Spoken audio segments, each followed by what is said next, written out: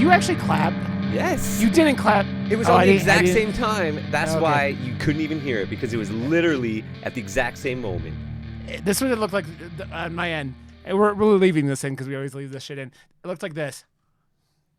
Oh, you'll see the spike. It clipped right the fuck out, man. Well, welcome, everybody. Welcome to Murder Moose. I'm Rod. This is Josh. We are part of the Slashing Cast podcast. Oh, my God. He said it. He remembered. I said it. I didn't say it last week, I don't think, because I don't know what the fuck was going on. It was a celebration. It was a celebration. Oh, right. I was back from the dead, and now I'm getting help, and I'm on the right path to, I don't know, this good stuff, I guess. Good.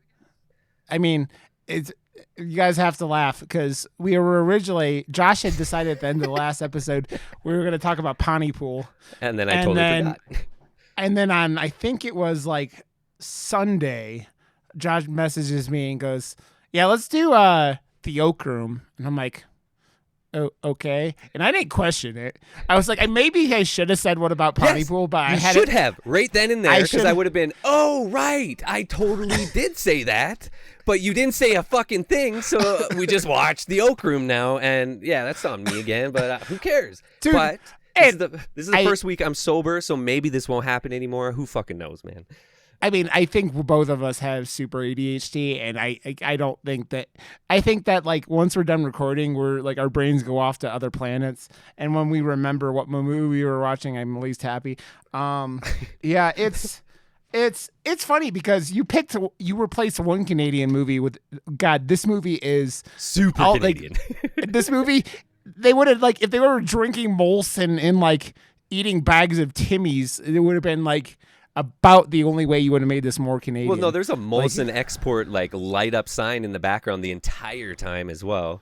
And I didn't think I could be surprised how much a movie could be Canadian. And this one actually surprised me with the like, oh yeah, and then they went off to Winnipeg and stuff. I was like, oh, I love it. I just love it. I love it so much. I didn't know that I was so patriotically Canadian until, I don't know, I got to say this, man. Black Fawn Films is the best production house making horror films in Canada right now. They know how to light a fucking movie and make it look holy shit, really, really, really good. Like all their movies, and I love that it's in their universe too. Because on at the main bar, the first bar, not the Oak Room, they have one of their movies up on the shelf, Bed of the Dead, and I'm just like, I love those little like Kevin Smith things where he's got Buddy Christ and other movies and stuff. I love shit like that, and to see Black Fawn guys like just getting to go at it, that's fucking rad.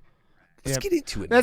The Oak Room. That's what I always like when Quentin Tarantino does his like his cigarettes, like the apple. There was it like Apple. What are they called?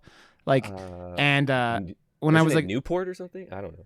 No, there's like he's got some brand called like Apple something, like, and they were like in all his movies. I know this only because when I was in college and I was smoking, I got a Quentin Tarantino, like it was like an Apple whatever cigarette case that was like, and it might have been a wallet, but it was like a metal case that I think I was like, oh, this is for cigarettes. Fuck whatever.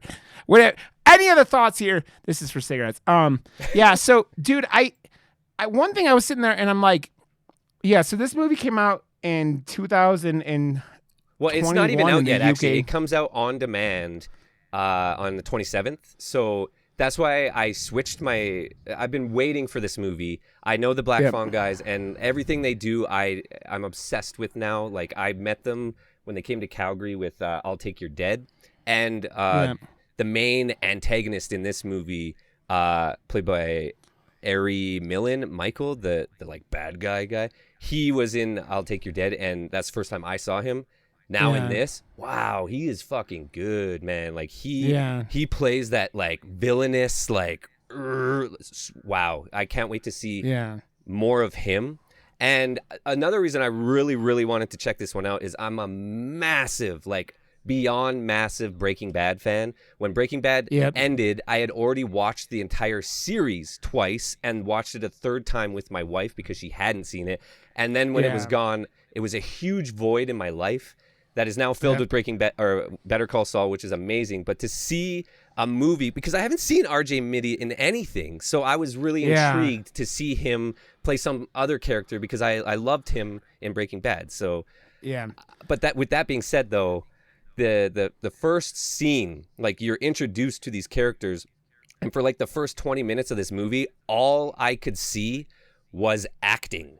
Like, both characters were just acting, and I don't want to see acting. I want to see a movie and blah blah blah. But I feel like they kind of, by maybe like the 30-minute mark on, were kind of more into their characters, and I it got a little better from there. But that first 20 minutes was a struggle. I was like, this is not the greatest. This is kind of clunky, and I don't know, the power struggle between the characters was a little wonky, because that guy was just really angry, but it was acting angry, and it didn't feel like he was actually angry. You know what I'm saying? Yeah. It's, man, I don't know if this is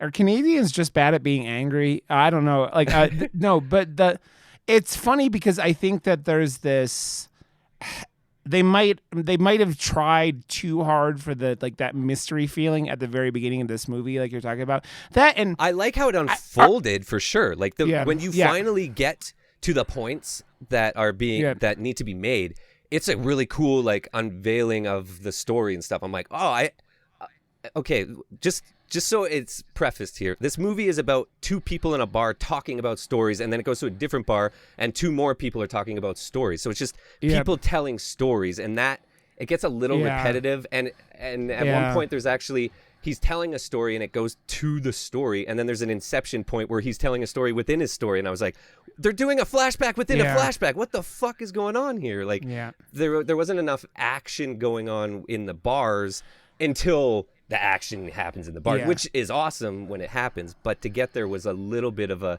uphill battle. A little bit. It gave me that the movie that I had kind of vibes of while I'm watching this was kind of like The Usual Suspects, because The Usual Suspects, because they're sitting there telling these stories, right? And this movie doesn't like ever go into that like over the top crime drama, but it's what's much more intimate crime kind of like mystery, like that's what I appreciate about the indie feel of this, though, like that quaint feel.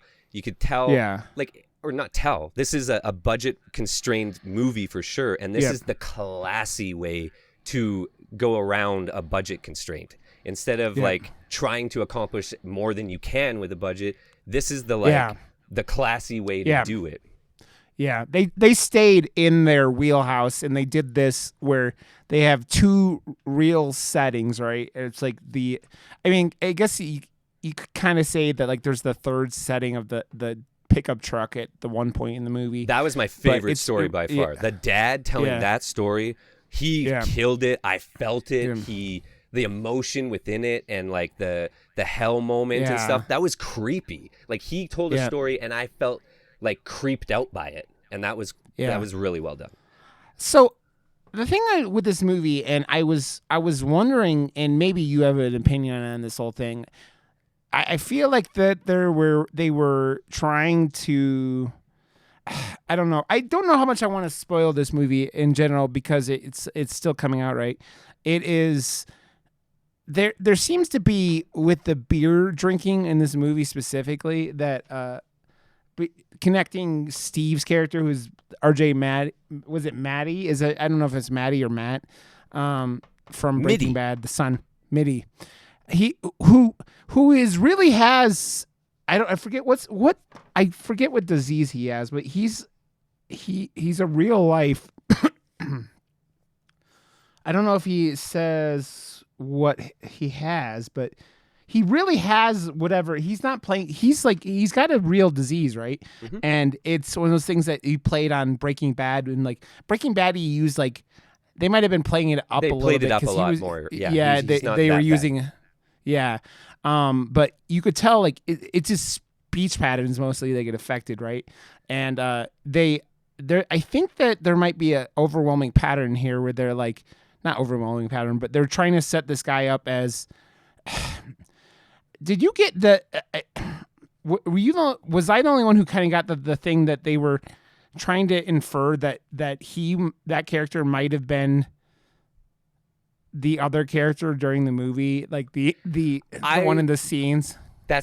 I don't know, and that's why I love how it ended, because now we could have a really long conversation. Like, again, I gotta say one thing first and foremost. This movie is only an hour and 34 minutes. Fucking hallelujah for me, man. Like, my ADHD and the times, the amount of fucking time I've had to put into some movies lately. Like, not just the ones for this show, but like, I really wanted to see Justice League in 4 hours. Like, I ended up liking it, but calm the fuck on, man. Like, you don't have that much time to watch a movie. An hour 34, it's like, give me a nice light snack. This is it. It's indie. It's definitely like worth a watch with that length, these characters, and just the amount of Canadian isms that there is in this movie. I you know what? There are faults that I have with this movie, but overall, I have to like applaud what they ended up, accomplishing here. This is it's beautiful. Like those, I don't know. I love cinematography, like what they did with every car scene in this movie, like on the weird angles off the side of the car, following the car. It all looked so sinister and really cinematic. And I don't know, like you don't overly see that well of like, cinematography in a lot of indie movies and stuff. So I just overly appreciate their package. Well, dude, I mean, you were talking about it. The scene with the fathers telling the story about when he hitchhiked, like they make that scene eerie two ways. One is that the voiceover where like while you're not seeing anything happen, right? You're just getting what the father telling the story, like, and like you're seeing what was happening. But two, they don't show the driver that's ever. Like this and kind that of makes it so much more sinister. Yeah. It's like sitting there because it's not like a normal guy. It's not like you can let your imagination go and you could bet it, because like it ends up, the way that story ends up is creepy, and it obviously affected this guy, and it affected him. This looks like 20-30 years later, right? That like he had this experience, and it's like it still rocked him to his core, because like, again, this is like them and telling stories to tell stories, and like it's there's so many questions I have though. What did he find in the basement? Like that is a huge question that never gets answered, right? Like that has something to obviously do with the end of the movie and why things are happening. But the open-endedness is pretty cool. Well, they leave that door open in the basement, right? And it's like when he goes down in there, and you're like, well, that's that thing where it's like, okay, so was somebody in here? And then there's the whole like why is this I mean, the whole phone call thing, right? The phone call at the beginning of the movie, there's a phone call at the very, very beginning of the movie that is driving a time. There's a time constraint plot, which is another thing that keeps it in that tight 90 minutes you're talking about, because the bartender who is, I don't know. Yeah. I really wanted, I didn't understand just the sheer amount of anger. Like you kind of realize, because you figure out why there's so much anger, but the pacing of their conversation and the movie between RJ Mitty and Paul was a little clunky to me. Like I felt like, and when you figure out at the end, like RJ holds a lot more power than it's let on and whatever, but he's begging him to listen to a pointless story essentially. And it's like, why are you begging him so much to pay attention to you when you hold all the cards type thing? I really don't understand like how he's acting so pathetic when he, because I think there's a thing with power in this movie where it's the information. Knowledge is power is essentially like when he's this character knows, RG Mitty's characters knows that this guy has contempt for him. He's this kid who went off. Well, he's pissed off the kid left because he went to college, but then he dropped out and then was doing whatever. And there's questions when you drifting, but then you start going there's a note left out that like this question left out that was this guy actually, did he quit college because he got connected to the Canadian Mafia crime family, mafia or whatever the Canadian mafia is, where they hijack that would mooses be like and the shit like that. Hell's Angels, I would assume. Yeah, or something. I mean, like that. It's because there are these running threads throughout the movie where there's at the very end, and as again I kind of talked about, you wonder if this character in these stories, who's played by another actor, Ari Millen plays Michael, he is so good, dude. Yeah. He was the best in this movie by far. Yeah. He fucking killed it.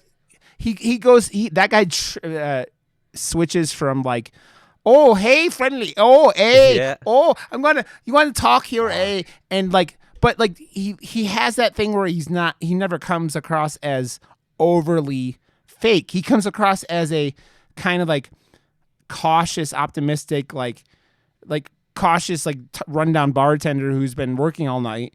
And you learn, as the movie goes on, you learn more about why he's there and what he's doing there. And you go, I love. Oh, okay. That's the part. Yeah. Well, that's the whole movie is hinging on that scene, essentially. Yeah. And I love that reveal. And I love that it was him, because his eyes are something else. Like he can do some crazy things with his eyes to tell like the anger and stuff. I really appreciate So the thing that doesn't make sense with me, if say the Michael character, the bartender in the Oak Room, if he isn't actually Steve,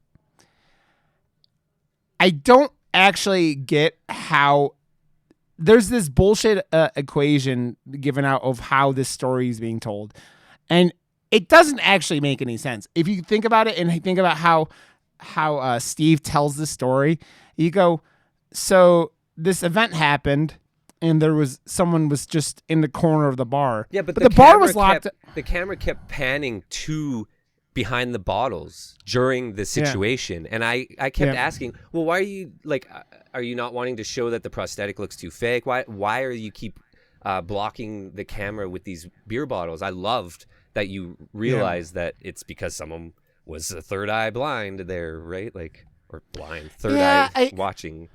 Yeah. Well, but the thing is, and maybe, okay, so the story gets told as this guy, well, Steve tells it that this guy got decapitated or something like that. And you go, but how the Michael character it doesn't make any sense to me how this character would have ended up, out of it. You know what I mean? That's the biggest question I had with this whole movie. It's like, it's kind of like a game of telephone, right? It's that whole, because every piece of information, yeah.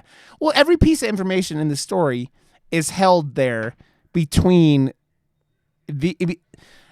everything outside of the conversation between Steve and Paul is secondhand, right? Every single piece of information.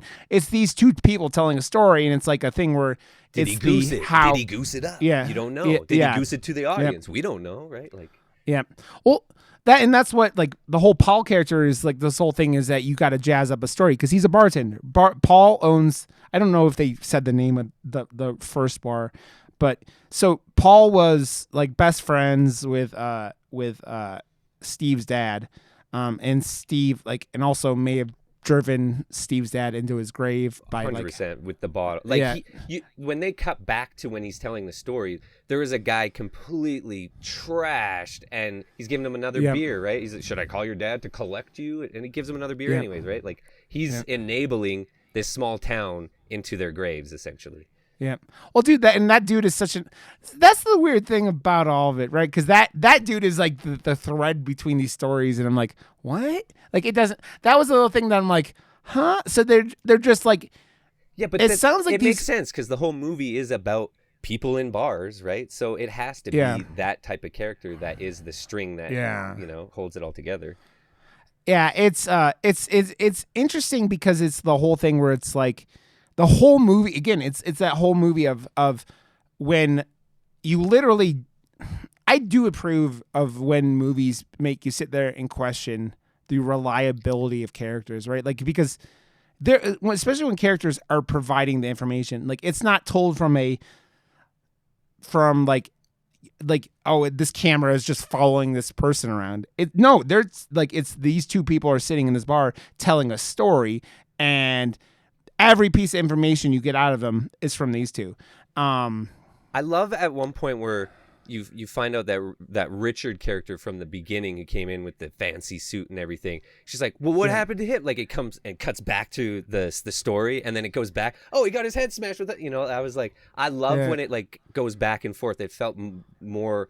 I don't know. They found the tone and the pace a lot better towards the end of the movie, and it was a slower burn with like really good cinematography. Like the opening bit of this movie, it doesn't showcase who the people are. It showcases the bar in a really like beautiful way with nice lenses and shallow depth of field, and like showing his routine through like really Dutch angles and weird stuff. And I overly like I fucking love that shit, man. Like I mean it's for breakfast. I mean when you're doing these small bar rooms, right? Like you have to be creative. You have to be creative with how you're shooting it, because if you're not, you're sitting there and you're like, it's like a boring shot. It's like you're taking apart, like you have to like B-roll. Like give me all the B-roll. Yeah. I mean, you sit there and you have to be like, there's so much like, I think of Office Space, right? Like flair. Like these both these bars have just random shit stapled all over the like. What's it like? Something about fuck off on like one of them has like a sign on the wall about fucking off and shit like that. And it's like it's total bar. I love it. Yeah, it's that thing where it's sitting there and you're going, man, these both feel like real lived in places. They feel like these are bars that are like they could have been, and totally right. Like we don't, probably to be honest, they probably are. Yeah, they probably paid some bar, and I bet you they shot this fucking thing in the middle of the night after these bars closed. Like man. I could probably look into that very easily. I follow 2 of the producers on Facebook, Twitter, like They talked about this for a long time, and that is literal reason why we are talking about this right now. It has been in my wheelhouse.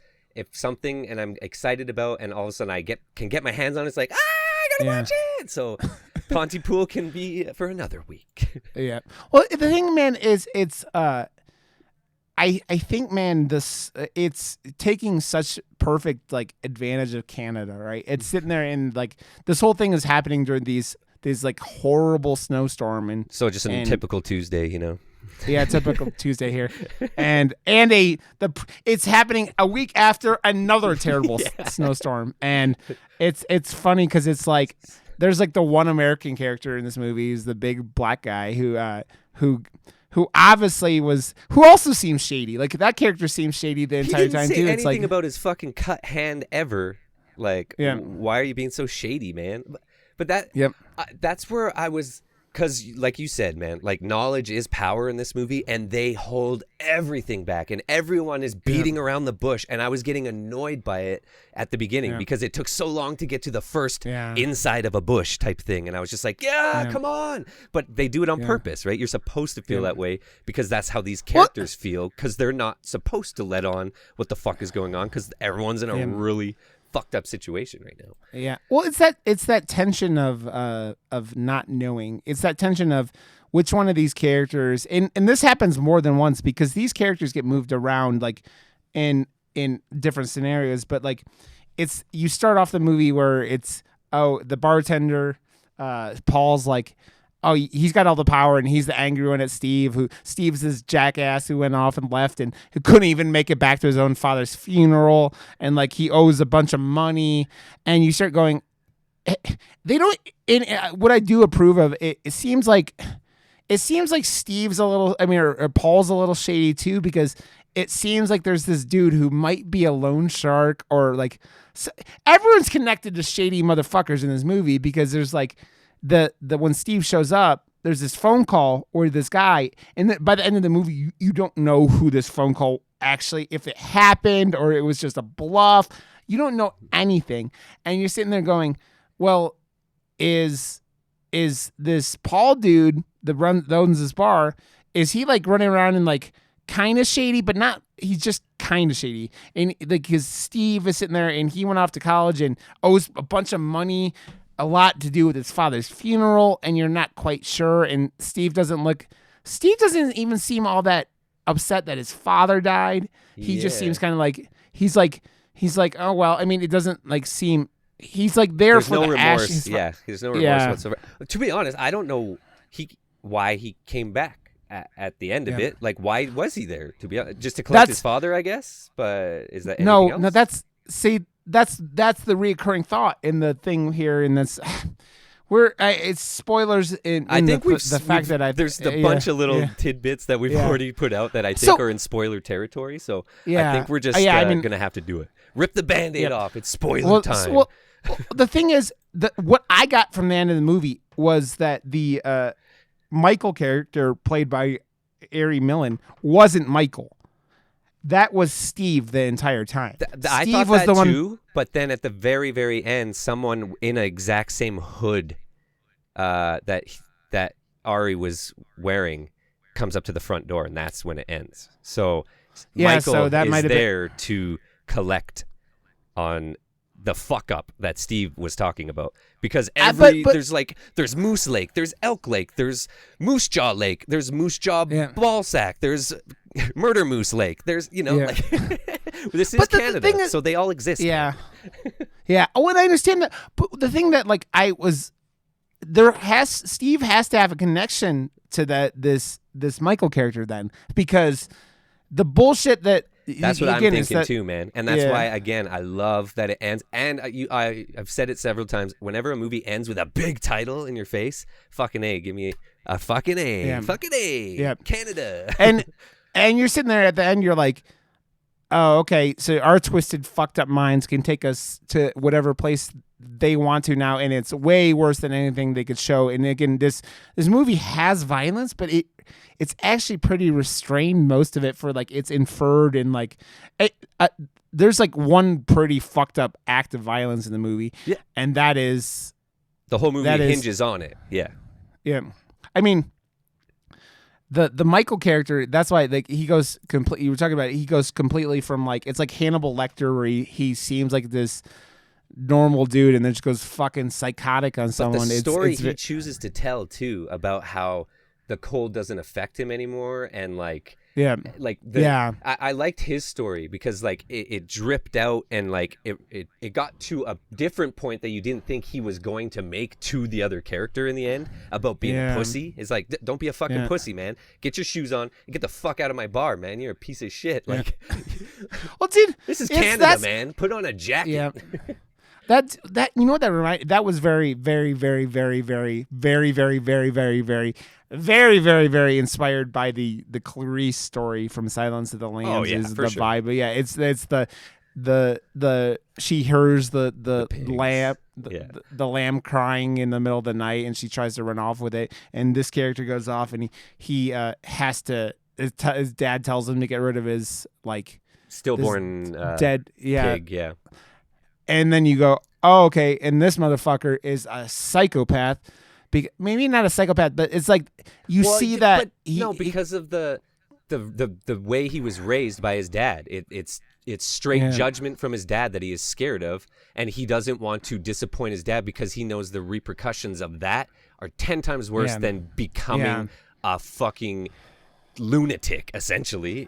He would probably go in there and get beaten half to death by his dad if he brought that pig back in.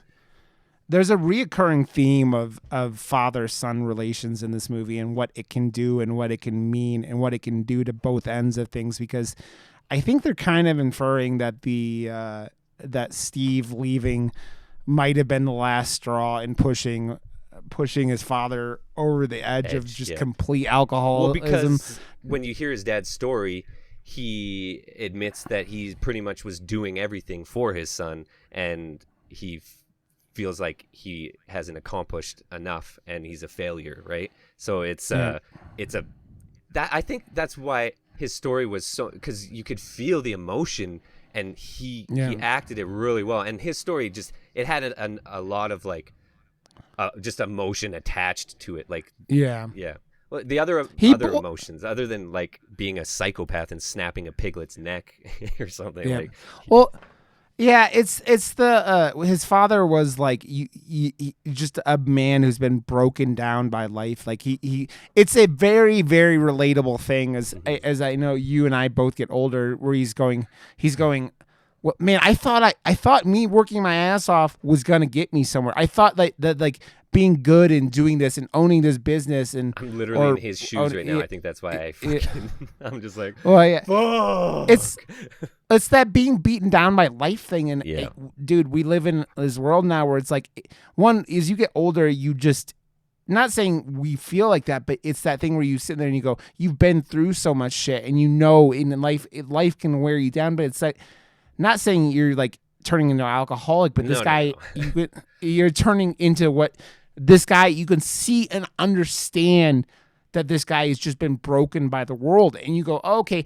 And it's like Steve character is a kid who we don't know 100% where he's been, what he's been, and he doesn't seem to be affected by this. He's like, yeah, okay, whatever. I just want my father's ashes. But you go, but why did you really come here? Because again, we go back to did he call this dude? I mean, did he call this Michael character? Did he go, oh, I know, it's the amount of questions and what was and you know what else it could have been. You know what they could have told that I don't know. I just kind of thought of what if Steve was the one in the corner of that bar the whole time? That's what Like I. Steve was That's there. what I thought too, right? Because he is, and how would he know this story? And again, you said the credibility of it, but he did just come through town, and if someone had gossip like that, they would be fucking telling everyone, right? Like, Yeah, so yeah, at the same time, the small details that he say about like there's a lot of snow, there's like we're fucking in the butt fuck middle of nowhere, and the police yeah, are they don't know what the fuck to do. We're in the butt fuck middle. We're a small town. This shit doesn't happen. You don't find a decapitated yeah, person in a small town for no reason. So little town yeah. cops are probably like, there's not a cat And there stuck was in a tree. This is like real something. I don't know what yeah. to do. Well, I mean, And there's more snow now. Like, fuck, yeah, get a shovel. dude. I mean, we just did Memories of Murder, and there was the same kind of thing. Was these small town cops have no fucking Yeah, clue when totally. this kind of the shit hits the fan, where it's like that middle of nowhere. These people aren't used to like the insane shit happening that happens in both. I mean, that movie and this movie. I mean, the events in that are way more extreme, especially since it's based on a true story.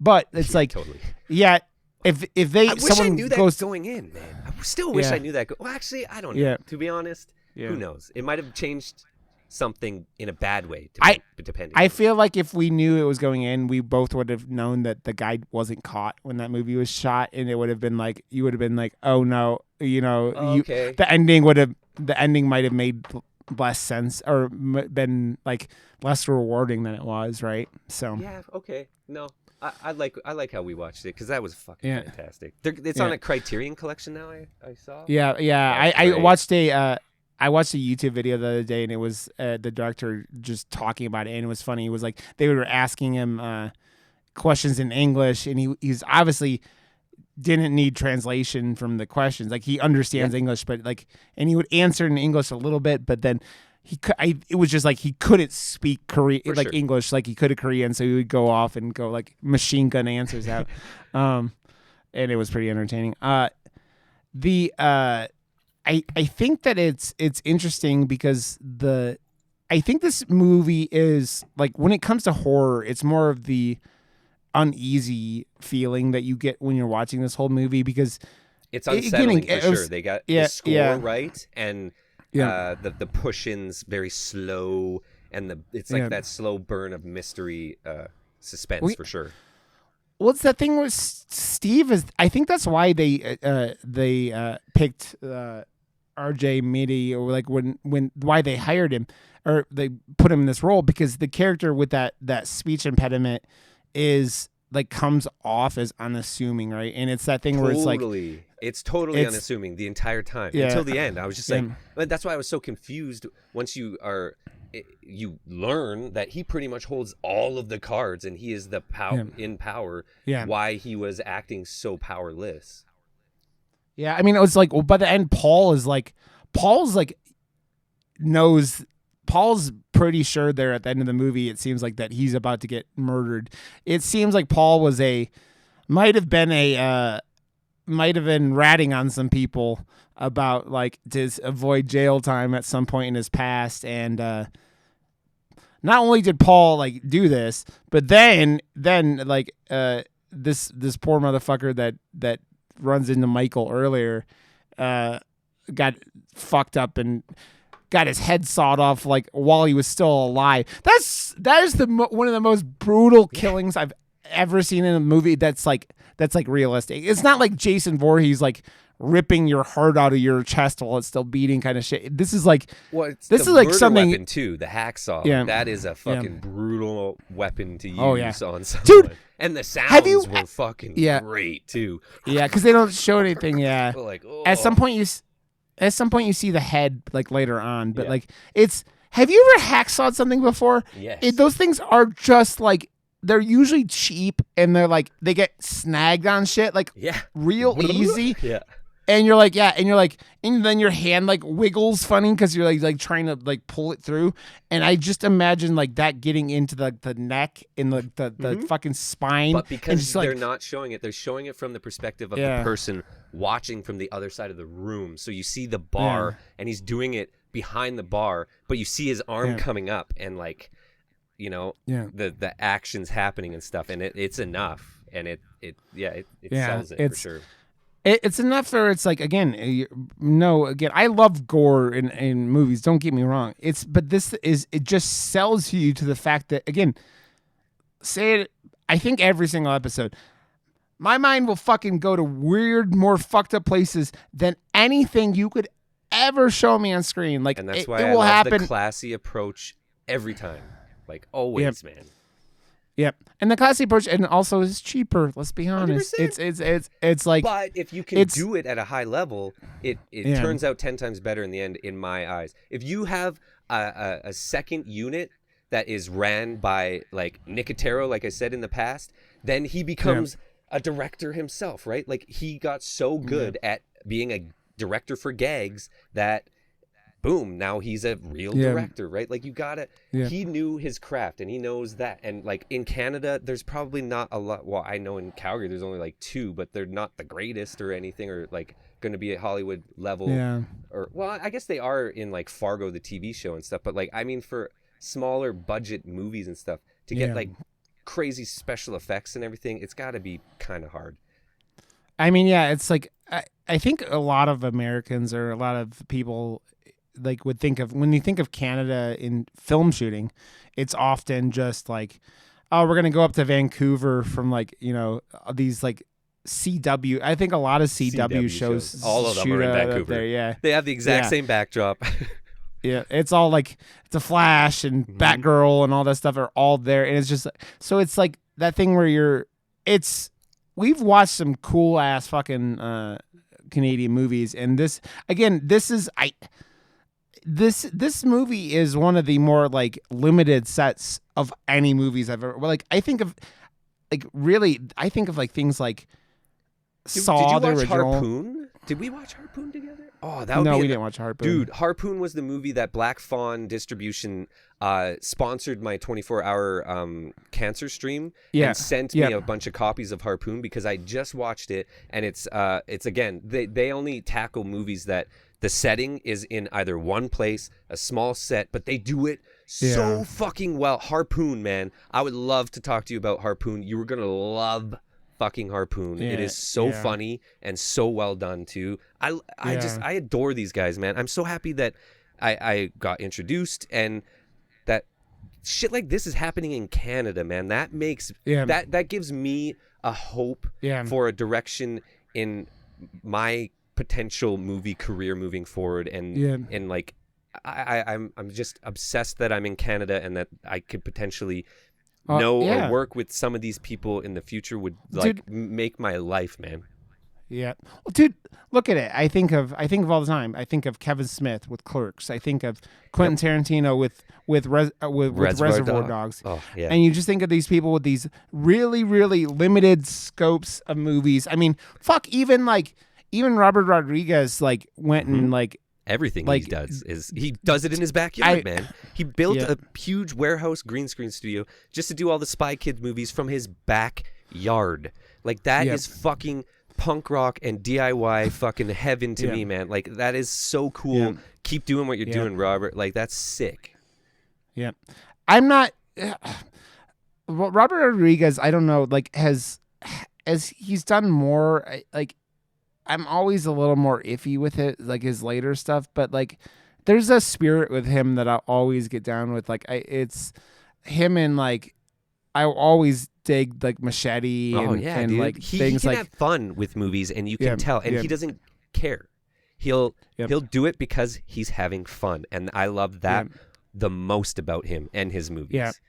I still think Planet Terror is so underrated. I think 100%. I think both those movies are completely underrated because I think you and I and we talk about it all the time, like the movies, and that with the two movies in that whole scenario, it was like you're going like 3 hours between them and the trailers in between, but like it's all that. I haven't loved just a situation more than that, and I had such high hopes for that to become something, because that's what they were setting it up to be. They wanted to do it more and more, and they're like, this is our test, and if it does well, we're gonna do this again, and it bombed. So, and I was devastated because these are huge names. We love horror, and they were trying to bring a whole bunch of amazing filmmakers together and collaborate. Like, you don't hear about that from top directors. Quentin Tarantino, like, fuck off. This should have worked. Why didn't it work, man? And I bought it on DVD twice. I bought it on Blu-ray twice. And then I bought it when it came out together. Like, that's how obsessed with these movies I am. Yep. I there's just so much. And like, again, it's another, like, it's that small, like, a lot of people don't like Quentin Tarantino because of the dialogue, but the dialogue is what gets me, because it's that thing where it feels connected and down to earth, and it's like to real life, and it's long-winded sometimes, but it's poetic all the time. So whatever. And dude, that's what like, if the dialogue in The Oak Room didn't work, this movie would have sucked. I mean, it would have been pretty, like, to watch and everything like that, but the dialogue, depending on it being rocky at the beginning, like you're talking about, it gets through all that and gets good. It gets really good. I feel like the storytelling aspect of it was the best part towards the end. I was like, oh, I want to hear more about that story, and I was like leaning forward, like, oh, tell me more, please, right? Like, and well, like, by the time they get the real reveal at the very end of the name at the beginning of The Oak Room, like, that Steve tells Paul this the name that gets like let out, and it's like it slips on, it drops that, like, you see a character go from this cocky kind of like pissed off asshole to like, oh fuck, I'm about to die, and I'm like, and you go, oh shit, and it's the thing where it's like Steve's character's like, oh no, like, this guy has been, like, again, he's been holding back his cards, and it's like that, playing up that, oh, I can't, I have that little bit of a, speech and impediment, and I'm young, and I'm, like, kind of a, college boy is a dude Paul calls him like 1,000 times during the movie, and it's like, man, this, all of it, you just go that a small town and someone leaving to go and better their lives at a college is a 4-letter word to a small town, because you're leaving and everything that town has known has been in that town, and like the father came there and built his own thing, and like, that's what everyone in a small town does. They're doing their own thing and they're helping each other. That's it. And if you leave, you're abandoning not just your dad, you're abandoning the fucking city or the little town, right? And then they were even, and it pisses him off even more because he flunked out and then didn't come right back. And it's like that like, oh, this motherfucker thinks he's so much better than us. He goes off to college and then he gets his ass kicked out, and then he doesn't come back. And we don't get a real solid like time period of how long he's gone. It seems like a couple of years. But like, since he like left, he said 2 years or something. You've been was it 2 years? For like two and a bit years or something like that.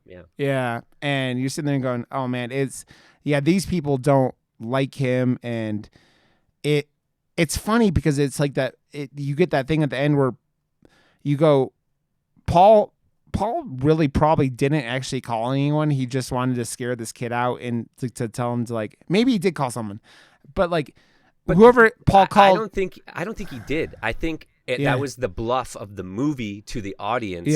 Because Michael was on the way the whole time. And he said that the other guy was coming to collect his shit. But when he said, finish the beer and get out, that's him saying he wasn't coming. You can just leave now. I was just goosing my power here. Yeah. And I didn't actually, I was just bluffing completely. But then it's Michael. But that's when we switched to, but is Steve working with Michael? Is Steve, was Steve the guy in the back of the bar? Was Steve, like, what? Yeah. Is Steve part of the Hells Angels now? Like, what?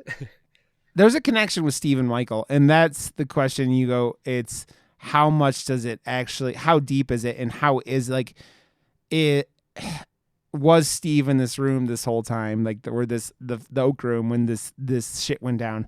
And I still think I think one of my favorite scenes in this whole movie was when the black guy was in the bar, and he had told him that Michael had told him the phone was knocked out because of the storm, and it rings, and he's like, "You motherfucker!" That was a good scene. He's like, "You think you're better than me because what's he call me? You country fucker." Yeah. I forget what is like. Because he says it in repeat. Like Steve tells it to Paul, and Paul like, "I'm gonna use that." That was good. You pretentious fucking country fuck or something like that. Like, small town country fuck. That was great.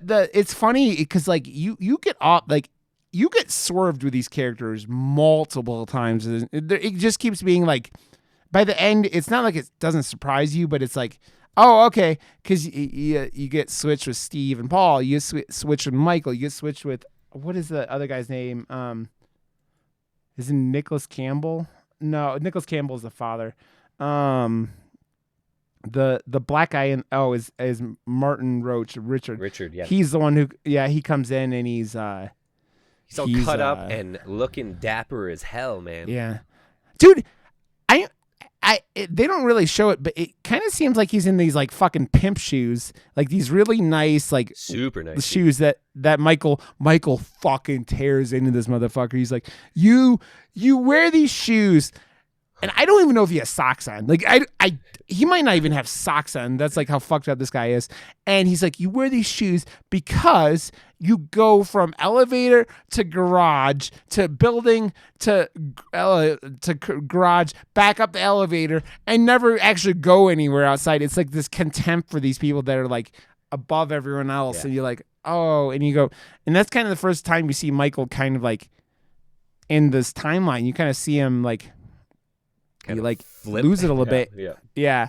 And it's that thing where it's like, again, it's this Steve sits there and tells you like halfway through the movie, like he tells his story and like Paul's like, that fucking story sucks. And he goes, oh, it doesn't make any sense unless I tell you the story, like the beginning of the story. He's like, why the fuck are you telling me the story like this, you little jerk off? And Paul gets pissed because Paul's like sitting there and like this kid has come back and he fucking annoying the shit out of him and he's pissed off because he wasn't there. Why are you telling me the end of a story? Do I have to tell you how to fucking tell a story? You went to college, you dumb fuck. Like, yeah.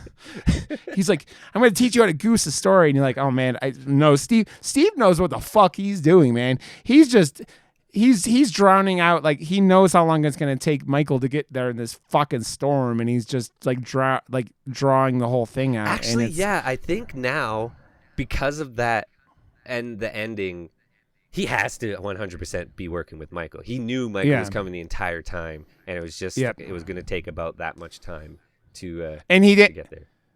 And he didn't because he wasn't surprised when the dude showed up. You made it. I didn't even put two and two together. That was Michael's, hood or whatever. Like that it was earlier because there's this. The whole movie gets sold off as this other dude that Paul called that Steve owes money. So it seems like, but they do that thing again. Oh, they do the thing where they don't show the person in the car the entire time. Nice, cool angles of his gloves, smoking a cigarette in an old school car, but it shows the car and the dangling keys and just all very tight B-roll that is just mwah. Yeah. It's enough to sell this dude as you go. Sinister. It's funny what you could. Yeah, it's sinister with these like shots. Just not. It's always more horrifying in like horror movies. You think about like what was it? Joyride. You ever see Joyride with Paul Walker and yeah, was his? dude. But like they don't see any. Truck. They don't. Yeah, you see the headlights and the silhouette of the dude with the stupid trucker hat. He's fucked. Yeah. But he's coming after you, man. Yeah, and it's the thing you don't see. When you don't see these guys for like it's that again. Your mind goes off to these fucking wherever it goes, and you go, oh, okay, this is this is how we're gonna be. Okay, a deep cool, cut, man. Joyride. That's it. Yep. That's a reference. Candy cane. Man. So.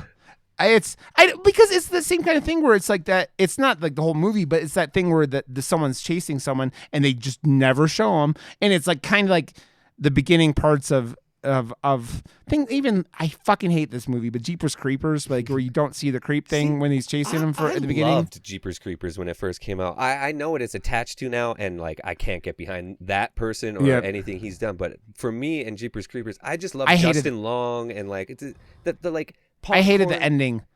Yeah, I hated the ending. That's what got me. So fair enough. It's not satisfying. And I don't even remember. I think I don't even know. Like I just remember the hole through Justin Long's head or whatever at the end, and like I just being angry. I don't even remember everything that happened at the end of that movie because I saw it in the theater and I got mad. But the beginning of that movie like is what I feel like is a vastly superior movie because they keep that thing, they keep the creeper in the shadows and they keep it in like they're like again it's Michael Myers horror 101. You don't see this motherfucker most of the time. He's like you see parts of him in the shadows and he's like back 40 feet and like he's not there, and is like when you don't see things your mind goes fucked up places and it's way better. And the one scene in any movie that honestly affected me more, I think it is because I was super afraid of aliens growing up, but like seeing M. Night Shyamalan's Signs and just that one scene where that shadowy alien in the background, fuck me. Like still to this day, it hurts my neck with like the hairs on my neck can't raise any higher and fuck with me any more than that little tiny blip like did, man. Like it was too effective. Yeah. So like, it's again, it's. I think that the thing that indie filmmaking can get itself in trouble with is trying to do too much. I think that even little things like I loved Snatchers, and Snatchers was like that movie started being a little questionable with its special effects with the little thing running on people's head. And did they try to do it? But the thing was, it was a horror comedy, and so it could get away with it a little bit. If you throw comedy on top of indie, that's allowing you to show the glue and get away with it. Because if you don't have the comedy aspect, the glue ruins all the effects of horror and mystery and the darkness or whatever, right? And I mean, we go back to the movie that's been mentioned more times than any other movie on this podcast, and Psycho Goreman.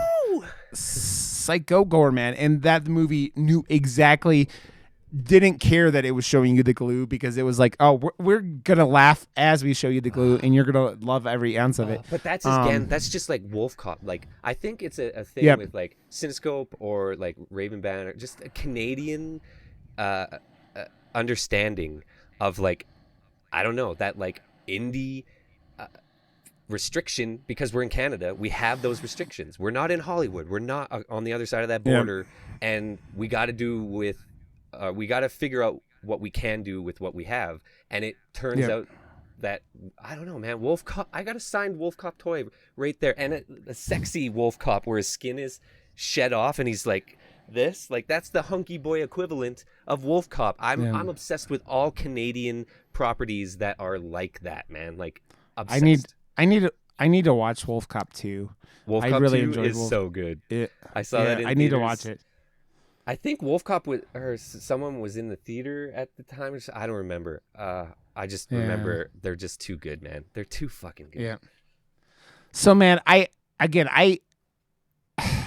this movie does start off a little slow, but I think they, like you were talking about it, it is pretty much used to build up this tension in this. I think that they do it. I almost wonder, and I'm pretty confident that this is accurate, that they did that where they started off like that because of the ending and how they were setting up these characters and how it's way easier to be unassuming when you start off with these characters how Steve and Paul I don't feel like anyone would that. I don't know. It didn't feel genuine, like that's how normal those people or those characters or those people's characters would have reacted to that in that situation. I felt like RJ Mitty's character would have pulled back a little harder or something, and that's where I felt like it was bad acting towards the beginning, because I don't feel like he was reacting enough to the sheer amount of fucking insane energy that was coming at him.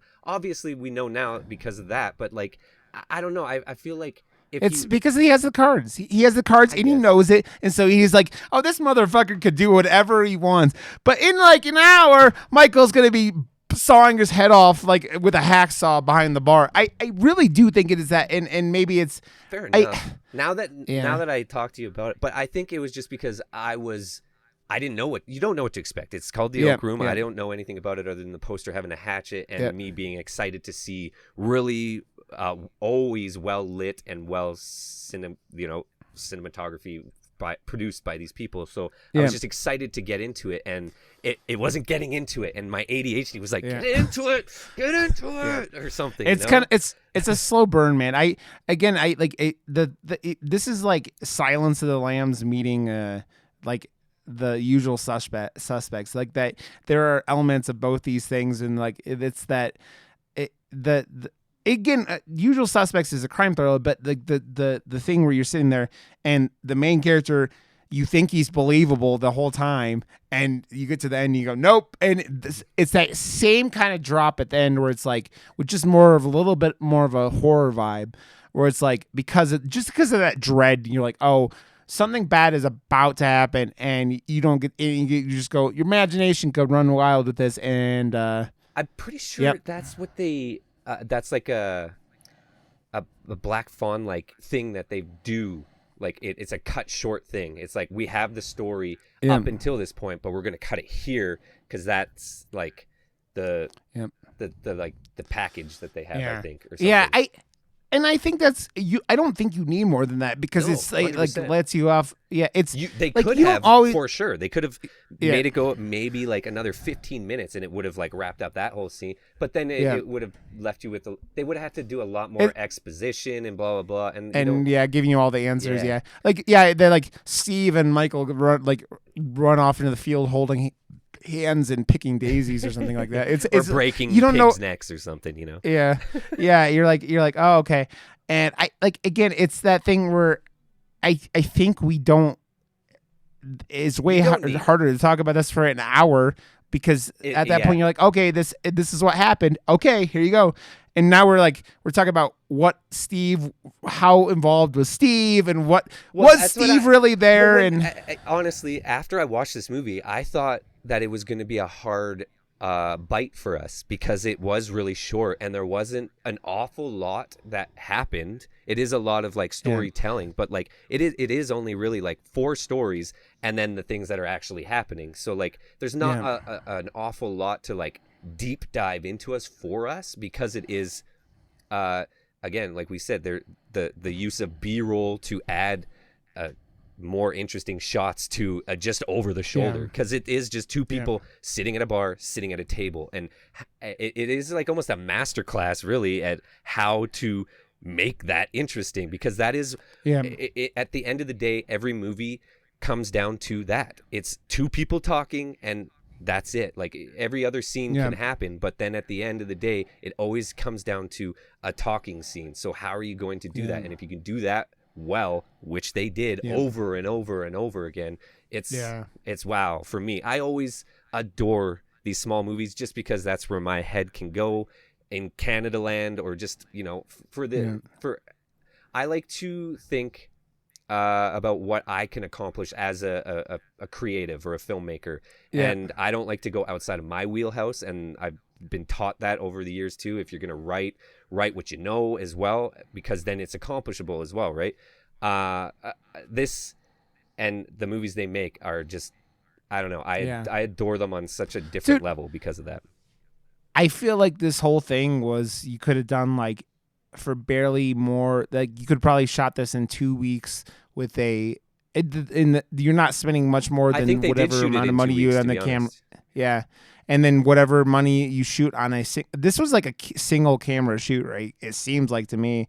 And so you're doing all this on a single camera with like 5 or 6 actors in like in 2 different bars. Manitoba, I'm pretty sure. I saw, because I get excited because I follow them on Facebook, right? So I see the first day when he's like, here we go, I got my coffee and the script, we're starting a new movie. I'm just like, fuck, this is so cool. Because then the next day I get to see behind the scenes of this movie and I get excited from the back end, dude. Like, every time you list Canada cities, I feel like you're talking about Lord of the Rings places. Manitoba isn't a city; it's a province. Again, magical Canada, where Canada is a province. Where the moose murder people in the streets, and no, it's the geese, man. You don't have to worry about the moose. It's the fucking geese. Watch a video about any goose like attacking someone. They are fucking crazy, dude. Birds are assholes, dude. I own a conure. I understand birds are assholes. And my bird just had laid an egg the other day, and so she's even more psycho right now. Don't get near my baby. Sure, she doesn't give a fuck. It's not fertilized. It's just an egg. And so, but she's like, that's my egg. Like, yeah, she's just a bigger twat than usual, which is where we get down to. Yeah. So yeah, it's again, it's really impressive what they accomplished with this. Like, you know, there probably 10 actors in this movie, and most of it is held by like 3 actors in particular, with a couple more that are, you know. I'm just happy to see RG in something else other than Breaking Bad, because I loved him in Breaking Bad, and he was really fucking good in this. And to see him just get to do something else, and with these people, fuck, I don't know. Yeah, I get excited. It's the thing where it's like making him like kind of diabolical, or like that, like you go, oh man, this dude is. He's been in a lot, by the way. I'm looking at his IMDb. I have fucking not seen any of this shit, and he's been in a ton of stuff. Is he Canadian? Is he Canadian also? No, he's from Louisiana. Oh, okay. Yeah, I mean, he's, again, you do Breaking Bad, and you get to do.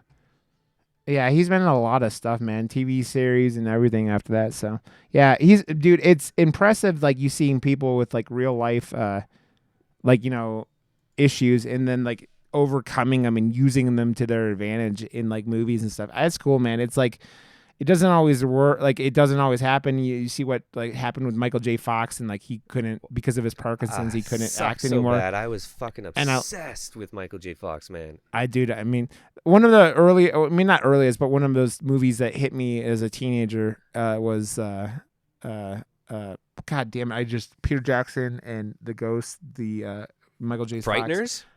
Frighteners, yeah. I loved that movie, man. I had the poster, that creepy skull poster, right next to my bed by my face. I don't know why. I got it out of a magazine or a comic book, and I put it up. That's on my why wall. Josh. That's why Josh is the way he is. I remember, like, when that movie was in the theaters, and it was like the 3D-ish, I went to like, it effect for my of it. birthday. Yeah. In theaters, like I loved it. Dude, you had to have been about 11 when that movie came out. But I've always been into horror movies, man. Yeah. Oh yeah, I know.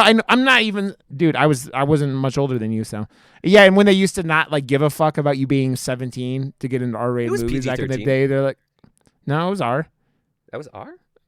Yeah, the Frighteners are R. Man, the third act of the Frighteners, where you figure out what those motherfuckers did back in the 60s or whatever. You start going, oh man, this shit is not, like, it's pretty intense, man. Well, I guess it is R. Maybe my it was for my birthday, so I don't know. I just remember going and seeing that. Yeah. Oh man, Peter Jackson. I want Peter Jackson to get back into horror, because, like, he took, and that's the thing about horror. It is a craft that you get to flex your filmmaker muscles, and James Wan showed that, and now he doesn't make horror movies anymore. Like, or he kind of does, but, you know, he's more the producer guy, and he's so sought after that he needs to do the biggest budget movies. Same with Peter Jackson. He flexed hard that he knows what the fuck he's doing in horror. Come back, please, Peter. Come back. Yeah. Peter, I need to see you do it. Peter Jackson, this is Peter Jackson. Please come back to horror, please. I want to, dude, at some point we got to do Brain Dead. I would love to, AKA man. Dead Alive at some point. Oh, yeah. What do you call it? I always call it Brain Dead, but a lot of people call it Dead Alive. I think America, it was Dead Alive. It was Brain Dead first, so I always call it Brain Dead. But we'll talk about that. I think though I figured out what we should be watching next week, and I talked about it a little bit with you at some point. But I think next week's going to be the Japanese, what I call Japanese Evil Dead in the movie called Versus from 2000. Versus. Made by the guy who directed Midnight Meat Train. Did you ever see Midnight Meat Train? I own that one, man. I love that movie, actually. Yeah, it so was pretty good. It's that director in that, like, the guy is in it. It should be in 2000. It's the guy standing there with his back to on the poster with like a sword over his shoulder, and dude, this movie it's Evil Dead as fuck. It's like got no budget, but like also it's like if the Evil Dead had happened right after the Matrix came out, and the Japanese is like, there are 666 portals that connect this world to the other side. That one? Yep, that would be it. Oh, wait, you know what I didn't do? I didn't do the synopsis to the Oak Room. I'll do it right at the end here for you guys. During a raging snowstorm, a drifter returns home to the blue-collar bar located in the remote Canadian town where he was born, when he offers to settle an old debt with a grizzled. A grizzled bartender. By telling him a story, the night's events quickly spin into a dark tale of mistaken identities, double crosses, and shocking violence. Yep. You know, it's funny because I didn't read that until like I was putting on the movie, and I never wrote it. I just read it. Kicked yeah. And I'm like, I don't know about shocking violence, but But so that's just a log line to help get the movie sold, and it's a good log line. So hey, oh yeah, definitely. So yeah, we'll do Versus next week. I really, really enjoyed this. So I if you can see Josh, I want to make. I kind of want to see you do a poster for this movie because I feel like you could kill this poster, but like I don't know what you would do with it. So, yeah, I don't know, man. I think I would do it and then never stream it ever again. That's what my problem was. I was doing it with you don't need a... I know, but like I was doing it to create content, but then I was also putting a spotlight on myself and giving myself a timeline on it, and I was making it not fun for myself. And the fun part was just making the poster. I was trying to double hat it, and it was making it not fun. So if I can find time, dude, I would love to do that. If you find something, just we'll tweet it out. Okay. Well, so Versus 2000. I did a review of this on my YouTube channel years ago, and then or 2 years ago or something like that. But I'm totally. I really enjoyed the movie. We haven't gotten out of Korea yet, so I'm excited to go to other foreign countries. Well, we have, but we haven't gone non-English out of we've done like South Africa. We've done never mind. I'm an idiot. And no, we did. What else did we do? I think we did. Australia or New Zealand with The Relic. That was You know, I pick indie movies. I could pick a bunch of Russian weird shit too, man. And there's some actually there's a really would that be considered horror? I don't know. There's a lot of weird. I think of Night Shift and those fucking movies are weird as shit. All dude. I honestly have to do is go to the Calgary Underground Film Festival page, I think, which is going on this week or next week right now. I'm so out of the loop because it's not happening in real life, so I'm not actively trying to get there and stuff, so I feel kind of bad. But I'm also not reviewing shit on my YouTube anymore either, so that's was the other pull to it. So I'm gonna have to look into it. But usually the list that they get to bring in, because they get to choose whatever the fuck they want. They've been a festival for years and years and years, so they get to. And Cameron McGowan, who made that movie Red Letter Day, he's the lead curator for the Cuff event as well. So he has such good taste in movies, and I get to see whatever the fuck he wants to bring into my town. So that's super great. So I will let you know this crazy shit that they've curated and come up with. Okay, let me know. And next week, Versus. VERSUS. I already have it. It's all good. Okay, cool. Okay, everyone. Well, Josh, I think that wraps up, man. Fucking A, man. I love your face. I love your face, buddy. And we'll be back here bullshitting next week. We are murdermoose.com. Our podcast, our Twitter is Moose Murder Pod on Twitter. We are murdermoosepodcast@gmail.com. So shoot us an email. Contact us anywhere.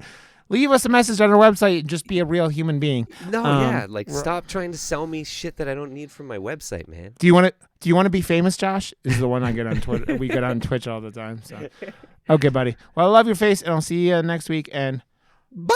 That's all. Bye.